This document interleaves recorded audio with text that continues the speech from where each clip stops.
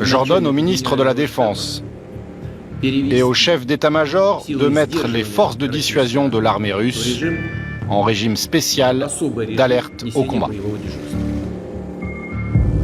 Il tente de rester impassible. Aux côtés de Vladimir Poutine lors de cette déclaration, le ministre de la Défense, Sergueï Shoïgou, et le chef d'état-major des forces armées russes, Valery Gerasimov.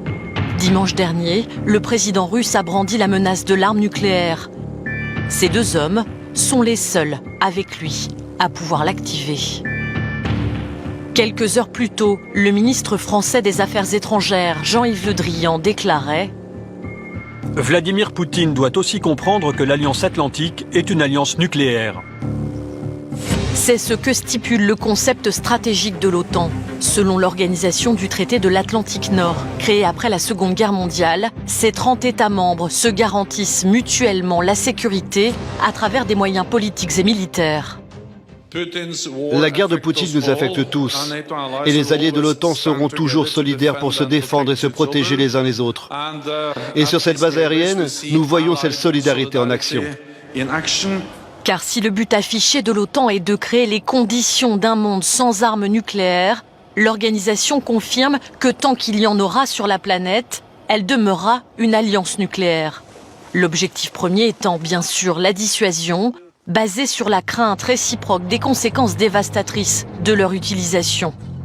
Dans ce contexte plus que tendu, le ministre russe des Affaires étrangères, Sergueï Lavrov, a déclaré mercredi « Une troisième guerre mondiale, si elle avait lieu, serait nucléaire et destructrice. » Cela faisait 60 ans que la menace n'avait pas été brandie, depuis la guerre froide et la crise des missiles de Cuba, qui avait fait trembler le monde et l'avait mené à 2 doigts de la guerre nucléaire. Dans l'histoire, seuls les États-Unis ont eu recours à une bombe atomique. Les 6 et 9 août 1945, contre Hiroshima et Nagasaki, une tragédie qui avait fait entre 100 000 et 220 000 morts.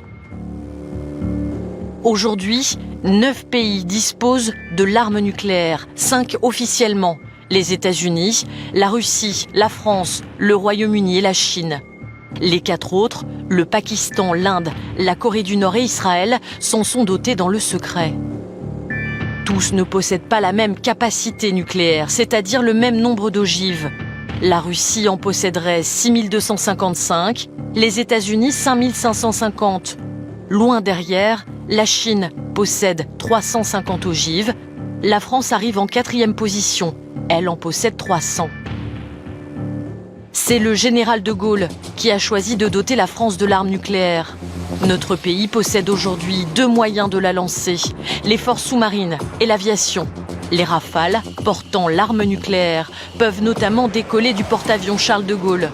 La France dispose également de 4 sous-marins nucléaires lanceurs d'engins, parmi lesquels le Vigilant et le Triomphant, dotés chacun de 16 missiles nucléaires.